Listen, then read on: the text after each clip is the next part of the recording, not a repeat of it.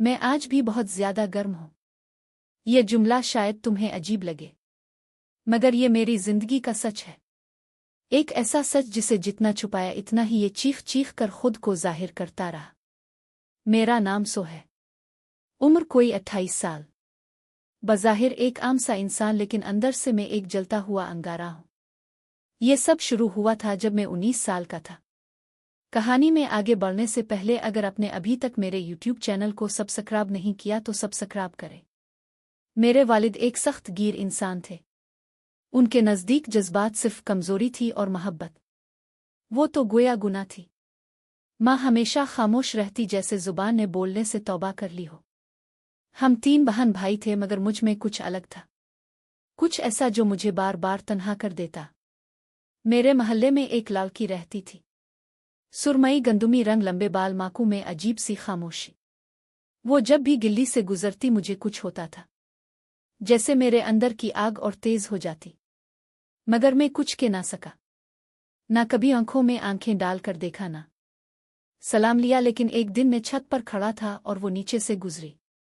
मेरे दिल ने बेइख्तियार चीखा, कुछ बोल दे, सुन, कम अज कम एक सलाम ही कर। और शायद वो सुन भी लेती, मगर ऐन इसी लम्हे अब्बा छत पर आ गए। ये क्या जेवरता रहता है, गिल्ली में जवान हो गया है तो क्या मतलब अभी से नखरे चढ़ने लगे। थप्पड़ पोड़ा और सलीम गिल्ली के कोने पर मुड़ गई हमेशा के लिए। तब से मेरे अंदर एक आग जलने लगी, एक ऐसी तपश जो कभी खत्म ना हुई। जवानी की उम्र थी, खून गर्म था, जज्बात भड़क रहे थे। दोस्तों के साथ बैठता तो सब फखर से अपने इश्क के किस्से सुनाते और मैं सिर्फ हंसता रहता, क्योंकि मेरा किस्सा तो शुरू होने से पहले ही खत्म हो चुका था।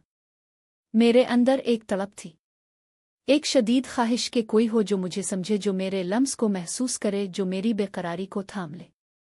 मगर हर बार सिर्फ तन्हाई मिली। वक्त गुजरता गया, बीए पास किया, नौकरी मिली, एक प्राइवेट स्कूल में टीचर बन गया। वही बच्चों का शोर, वही रूटीन और वही तन्हाई। लेकिन किस्मत ने एक बार फिर खेल खेला। एक नई टीचर आई, हुनवा। पहली बार मैंने किसी की आंखों में वो तपश देखी जो मेरे अंदर जल रही थी। वो संजीदा थी, समझदार, और सबसे बढ़कर वो भी तन्हा थी।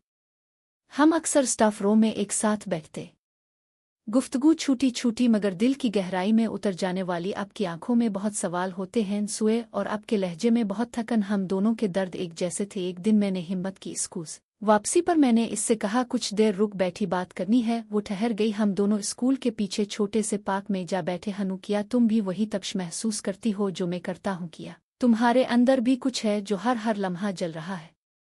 वो खामोश रही और फिर एक आह भरी, हाँ सुन, मैं भी बहुत गर्म हूँ, जज्बात से, ख्वाबों से, ख्वाहिशों से। इस दिन हम घंटों बैठे, अपने अंदर के अंगारों को अल्फाज का पैरहन देते रहे।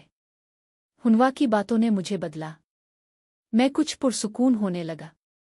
लेकिन जिंदगी फिर से इम्तिहान लेने आ गई।